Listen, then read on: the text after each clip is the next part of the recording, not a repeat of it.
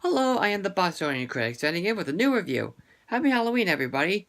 Well, yeah, I don't have a costume on right now, but if you saw my Twitter page, I wore a Homer Simpson costume for a Halloween party on Friday, so it was the party I went to was pretty good, but it didn't last very long. But I'm kind of mostly there for the food, but I love to socialize with people anyway. Obviously, I'm a social butterfly, but But I figured since it's Halloween today, I might as well review a classic Halloween movie that didn't do well at the box office, but grew a cult following over the years, and people declare it as the best Halloween movie ever made. Alright, so I'm reviewing Hocus Pocus, the live-action Disney films. This was when Disney was making some really horrible live-action films, like A Kid at King Arthur's Court, and Jungle to Jungle, and many more that came out in the 90s. But some good ones, I personally liked Flubber, and I really liked the first Santa Claus movie. So, yeah, people have a big love for Hocus Pocus, and I guess in many respects I do have a love for it too. Is it perfect? No, but because there's one huge problem with the film. Well, I guess there's a couple problems actually. I'll talk about that after I talk about the story. So, the story is about a kid named Zachary Binks. He's played by Sean Murray. He chases out. He wakes up and finds that his sister is missing. So he sees her running through a field with a strange lady. But then he follows them into a forest, and then he finds their secret hiding place. In the secret hiding place is three witches, known as the Sanderson sisters. The leader, Winifred, played by Bette Midler, and the other two sisters, like Mary, played by Kathy Mahini. What's her name? Kathy Mahini. Hemi, sorry. I'm trying to pronounce her name. And the sister Sarah, played by Sarah Jessica Parker. Haha. I get it? Sarah and Sarah. Well, it works. But the sisters brought the little girl to their hut because they were making a potion to turn themselves into younger versions of themselves. Also, that way, they won't get very old and die, because they want to try and live forever. Zachary Binks tried to stop them, but it was kind of too late for him to stop them from taking their sister's life. Which is kind of sad. But since that happened, the three witches decided to curse him, with a spell, or to cast him a spell, or to live forever with his guilt. So they transformed him into a black cat, voiced by Jason Marsden, which is kind of weird, but I guess it works. Jason Marsden is actually the voice of Max from a Goof Troop. No, a Goofy movie, actually. One of my all-time favorite films. But 300 years comes by, and the film does take place in Salem, Massachusetts, my home state. It's about a kid named Max. It just goes to that typical old kid character that just loves to be at their original environment. It's almost basically like a fish out of water story. But it's like your typical kid character that just doesn't want to get used to the place at first, and then because you just love the original place you love so much, but when you move away, you gotta get used to the other side of the place that you have to go to.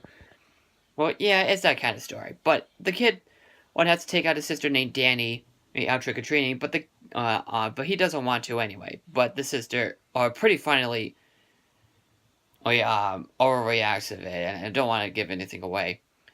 So, they do go trick or treating, and then they come across the girl that Max has a crush on, named Allison, played by Vanessa Shaw. Then they do come across the sister's place, which is now actually a gift shop / museum. Max does light up one of the candles. That spits out a black fire out of it, which is actually a pretty cool effect. And then it awakes the sisters from being hanged. It awakes the sisters from the dead. So then, the three witches actually find the little girl because they can smell children. But luckily Max was there to save him. I'm gonna save her. Sorry, I apologize for messing up and stuttering a bit. But they do stop the witches at first. But so they took the book. Get the chase that got away. Well, and then Zachary Binks follows them. So basically, it's up to them to stop the witches, before sunrise because if the sun.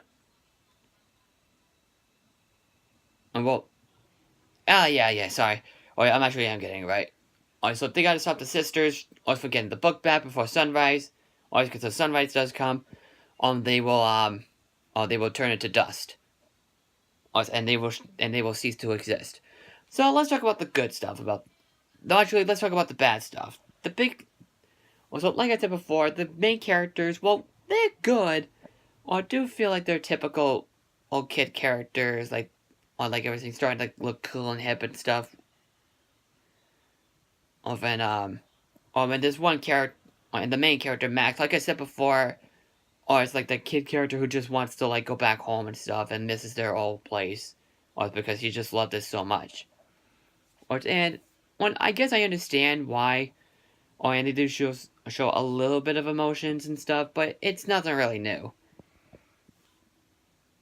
And the characters themselves, like the main ones, well, like I said, they're good, but they're not great.